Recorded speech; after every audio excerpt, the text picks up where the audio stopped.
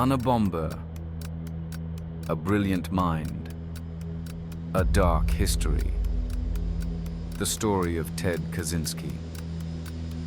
Have you ever wondered how one person could instill fear in an entire society for nearly 2 decades? How could a brilliant scientist, on the brink of a great academic career, choose a life of isolation, turning into a terrorist whose sole purpose was to destroy the technological world? This is the story of Ted Kaczynski, known as the Unabomber, a mathematical genius, a recluse, and one of the most dangerous individuals in US history. His story serves as a warning, a study of alienation, and a chilling portrayal of how radical ideology can lead to devastation. Ted Kaczynski was born on May 22, 1942, in Chicago, to a family of Polish descent. From a young age, he displayed extraordinary intellectual abilities.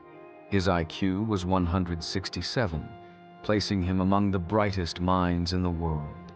But behind this genius mind lay deep emotional issues. As an infant, he fell ill and spent several weeks in the hospital. During this time, he was separated from his parents, which, according to his brother David, had a lasting impact on his emotional development. After this event, Ted became withdrawn and distrustful of people. This early isolation was merely a precursor to deeper problems that would shape his future decisions. His education was exceptional, but came at the cost of loneliness.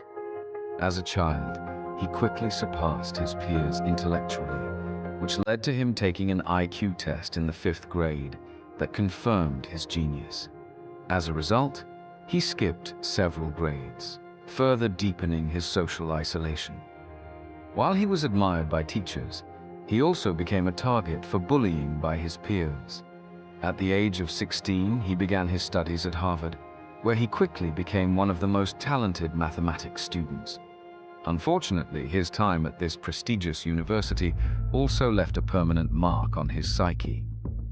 During his studies at Harvard, Ted Kaczynski participated in controversial psychological experiments conducted by Professor Henry Murray, a former OSS agent, the predecessor to the CIA.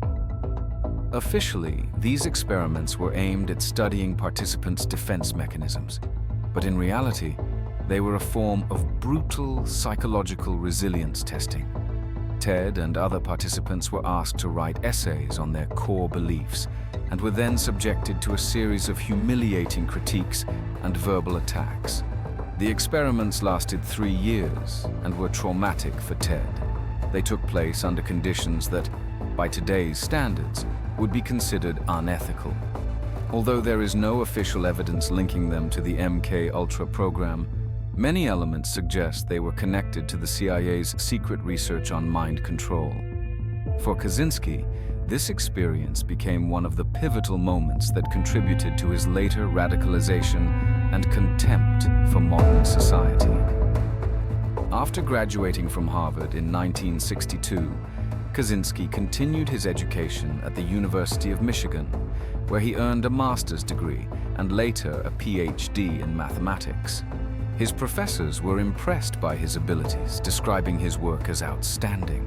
At the age of 25, he became one of the youngest professors at the University of California, Berkeley. His future looked exceptionally bright. He could have become one of the greatest mathematicians of his generation. However, in 1969, to everyone's surprise, he resigned from his job and left academia. Without explanation, he turned his back on everything he had built and moved into a secluded cabin in the forests of Montana. For many, this was incomprehensible, but for him, it was necessary. His desire to escape the modern world, which he viewed as doomed by technology, was stronger than anything else. In his cabin, Kaczynski lived without electricity or running water. He completely cut himself off from the world, dedicating his time to developing his manifesto against technology. In his writings, he argued that the Industrial Revolution had destroyed the natural order, dehumanized people, and deepened their dependence on technological systems. He claimed that technology enslaves humanity by replacing genuine needs with artificial substitutes. To Ted, it was clear, to save humanity, the technological system needed to be destroyed at its core. It was during this period that he began constructing bombs. His goal was to instill fear and force society to reflect on the consequences of technological progress. The first bomb exploded in 1978 at Northwestern University, injuring a university employee. This marked the beginning of a 17-year-long campaign of terror that reshaped the face of America's security system.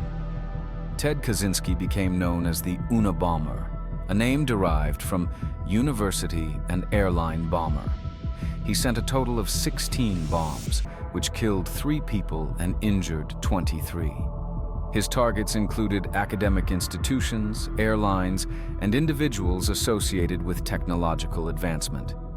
Each bomb was meticulously constructed, and his ability to evade capture by the FBI for nearly 2 decades became legendary.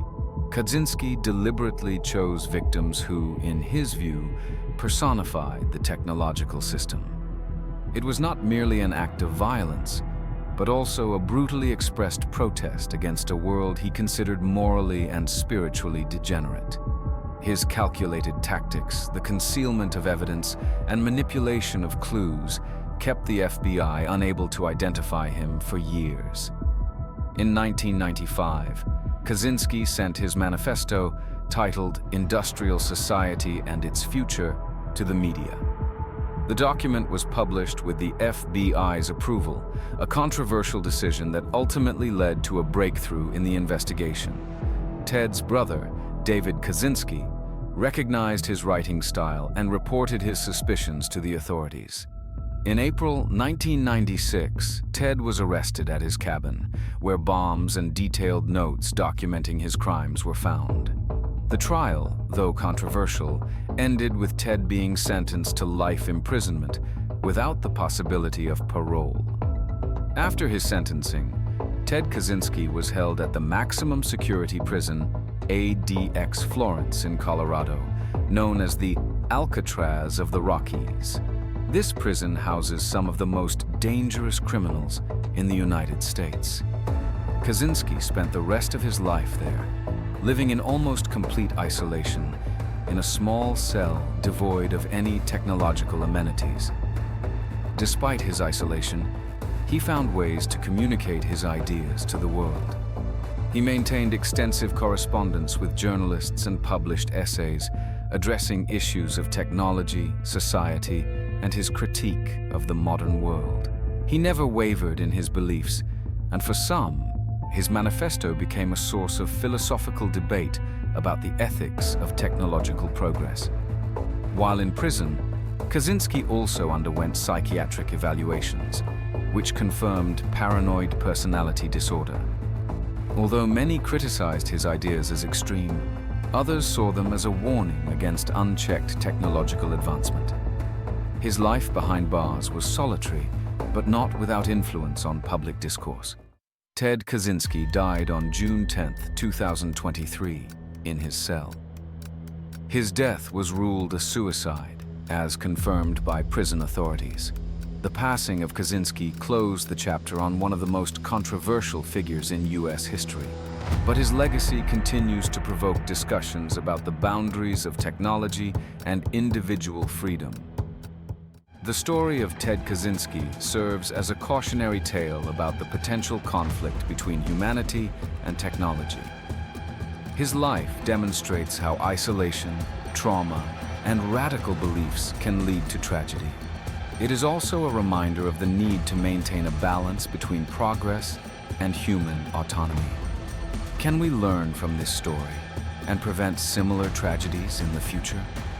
The answer lies in our hands as a society that must find harmony between innovation and human values.